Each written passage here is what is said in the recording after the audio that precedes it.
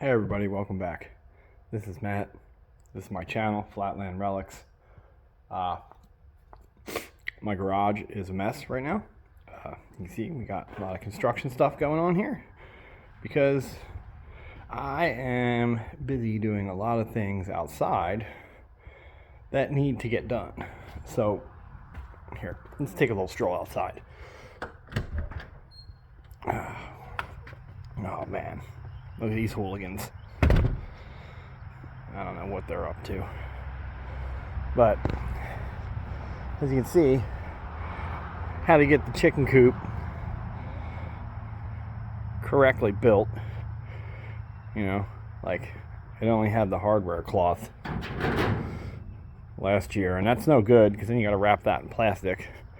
So that's a project me and the wife have been working on. And you know, the carpentry stuff, it just takes a lot more time than you think. So another little project that I've got going, another project that I've got going, can't talk, haven't had my coffee yet, is this Dodge WM300. But as you can see, this is a large truck. I think it's 17 feet in length with the extensions for the winch.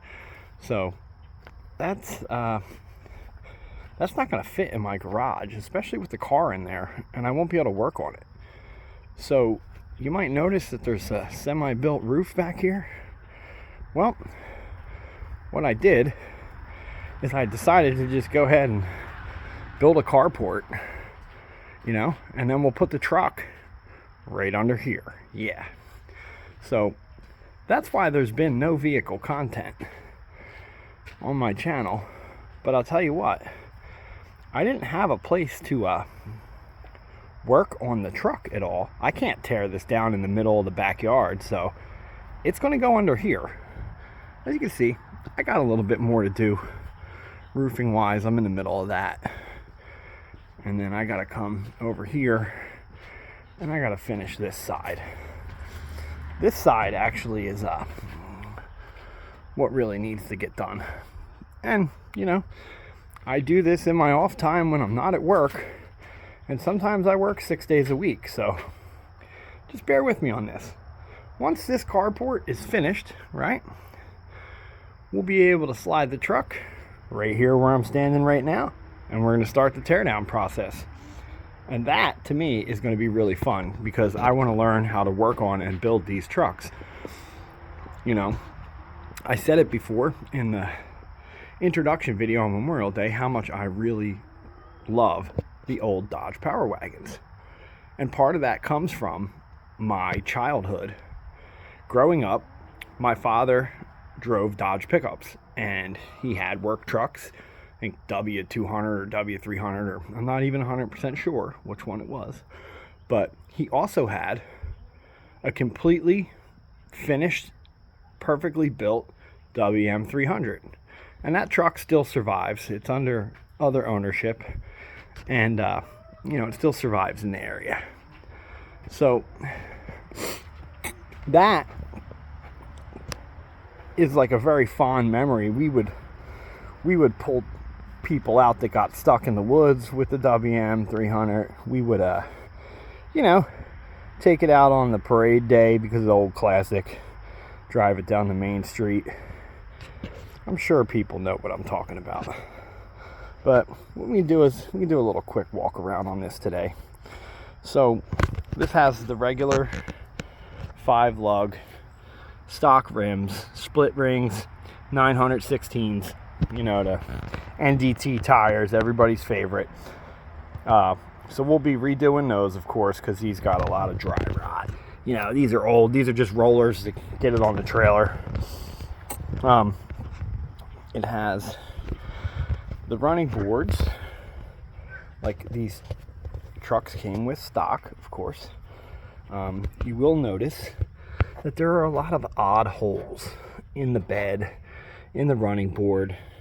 And those are extra equipment for the fire company because this did have a life as a fire service truck, which is also why you see stuff like this large plate that got added.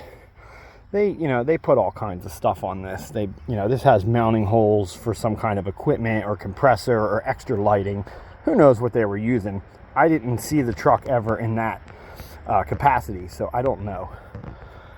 But as usual, the winch horns are bent in, which means the factory, the frame extension bracket is also a little bent in. I'm going to try and bend those back. I'm not sure if I'm going to be able to do that, but we'll give it a shot. If not, we'll search for new ones, go to some swap meets or something. You might notice these interesting things. Oh, wow. Look at that. Man, what are those? Those are called grease fittings, and they should be on every truck. However, my F-150 doesn't have a single grease fitting on the whole entire truck, so make it make sense, because I can't. Classic hood emblem. Those of you who've seen these trucks up close, you've seen plenty of these. Fire department painted right over it, so maybe I can, I don't know, get that off of there and get that chrome back. If not, we'll find another one. Grill's a little rough. I don't think it's had paint on it for 25 years, so that's a little rusty. So this is one thing I want to add. You probably can't see it too well. Let me try it on the other side.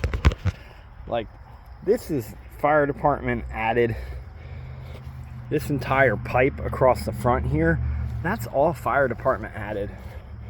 And this is what they did to reinforce these trucks so they could, bully their way through the woods during a forest fire, and the truck would be able to not get totally ruined, and they wouldn't have to put fenders on the truck after every single brush fire. So there's a large piece of pipe under here, which is also, I don't know, stuff you got to deal with when you get these. This has some extra holes for equipment that was mounted. I do have a couple rough spots on the cab. Let me get my shadow out of the way. There you go. So, got some rust repair, and I don't know why these are like this. I'm not sure if this is a factory set. I think I've seen this before. I want to say this is how they connected things, or how they put like the bracket on or something from the factory. But on the underside, there's so much other stuff added to this from the fire department that I have to figure out what is factory and what is not. That'll take a little bit, but and this has the lightweight running board on this side. This was a factory option right here. You got 1 more mile per gallon on the highway if you got this style running board that was aerated. This has another usual Dodge customization, which is basically, people didn't like that the spare tire would sit past the plane of the running board, so they would fold this piece of metal down and they would shorten the bracket and weld it back together. This is usually a field thing that gets done. Even I think the farmers would do it. So you'd find a lot of these trucks that have this. This is wrong with them. They just slid this back a half an inch or whatever, an inch, and then they welded it back, and they put everything back together. And as you can see, this got welded down. This all got folded. That's not the way this is supposed to look. And in true Dodge fashion, man, this thing's been hit hard with work. I mean, this is just what happens when you work these trucks. The sheet metal just can't hold up.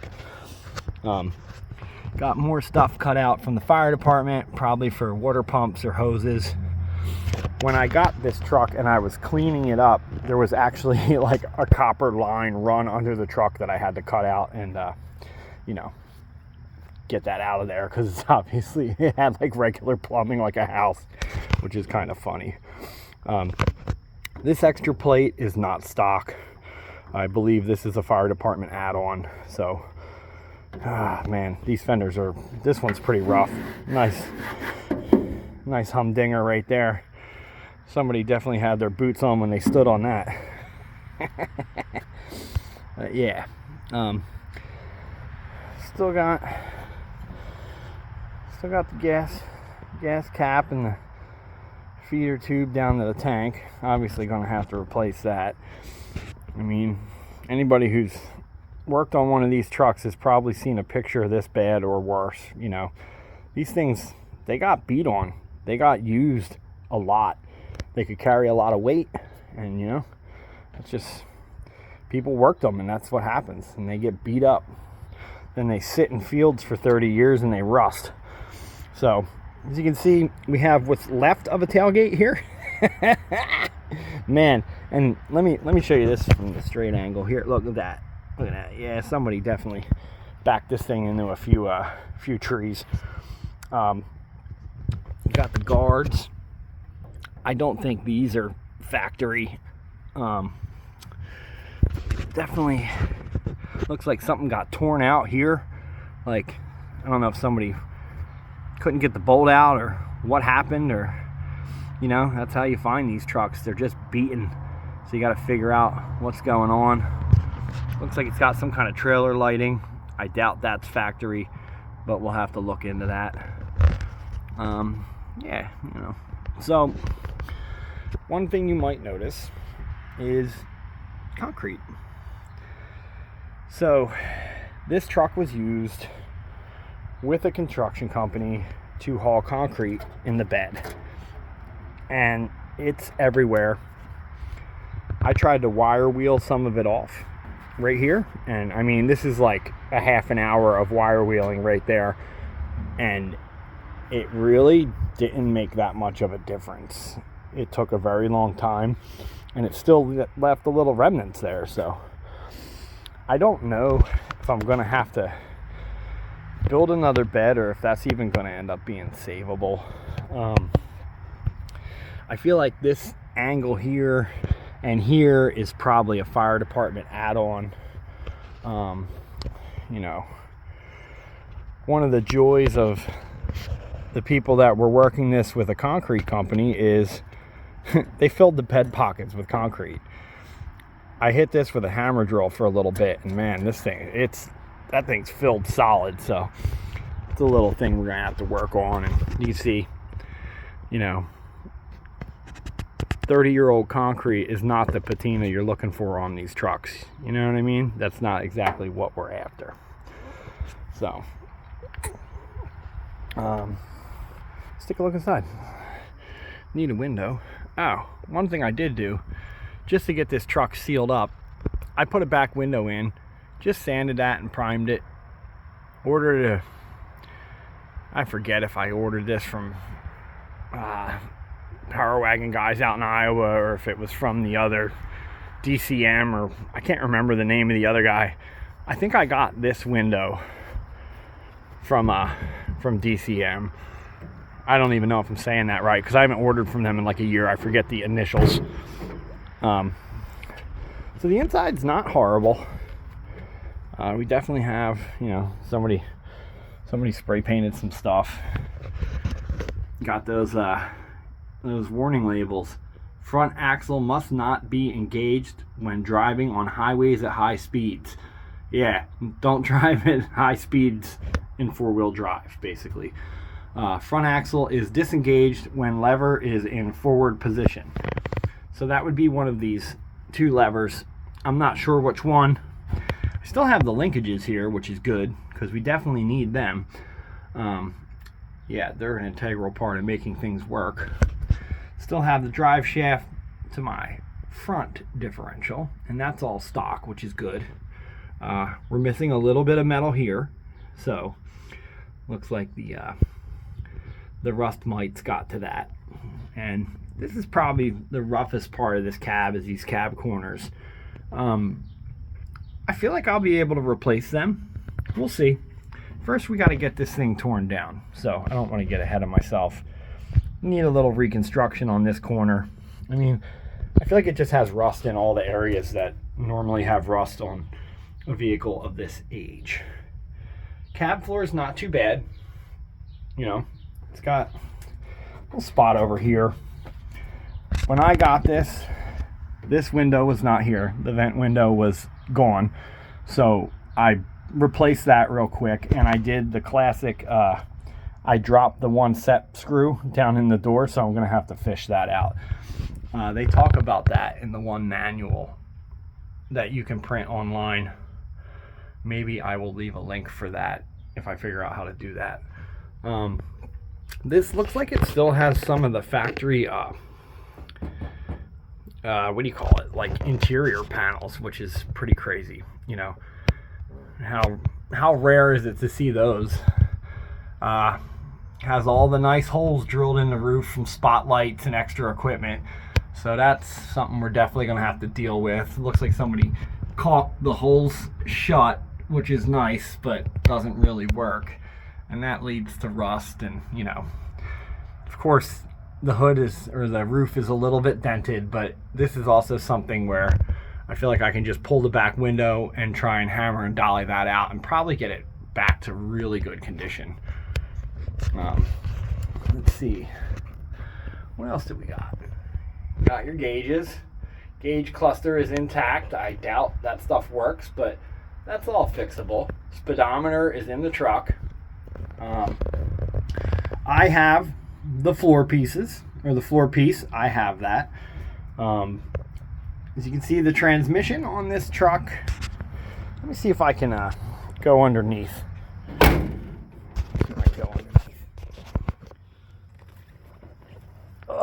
Hopefully I don't get bit by anything. So, transfer case is still in. Got the rear drive shaft.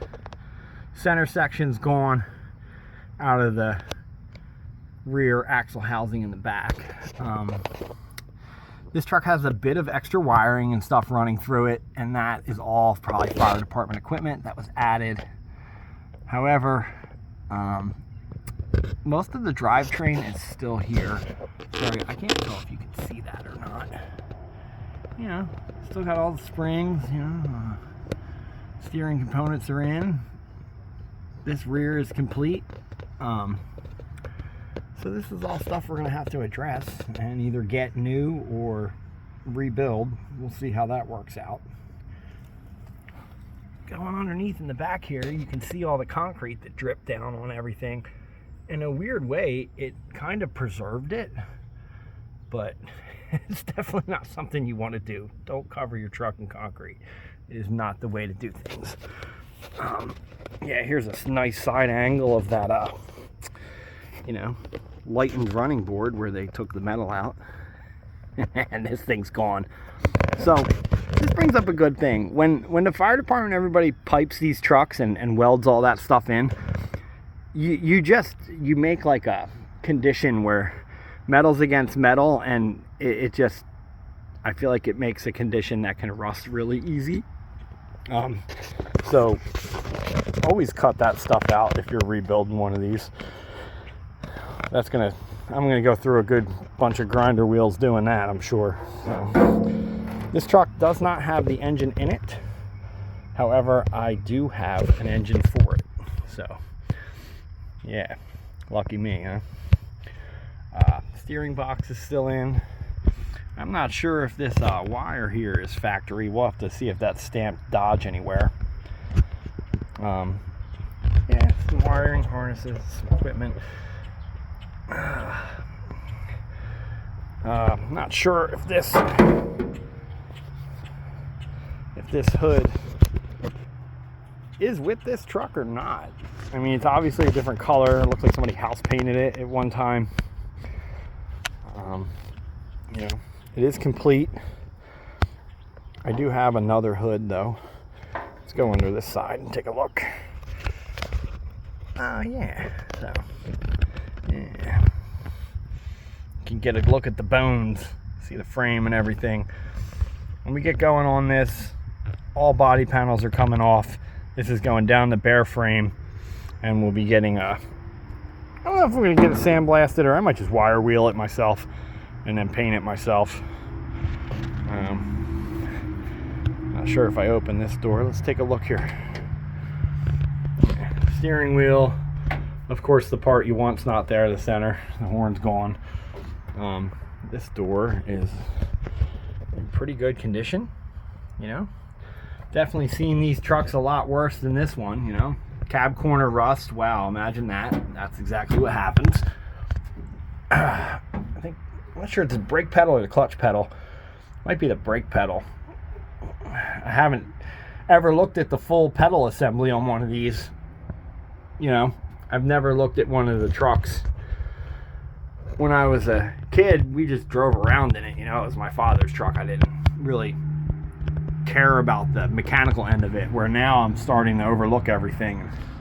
You know, how do I tear this down? How do I put this back together? How's this all going to work? So there's a little, you know, I painted the window trim ring, window bezel, whatever you want to call it. Painted that, screwed it back in with a new window and a new seal, because I didn't want to see any more water down here. Yeah, we needed to stop the bleeding on that one, because that was becoming problematic. This cab support bar totally rotted on the bottom, of course.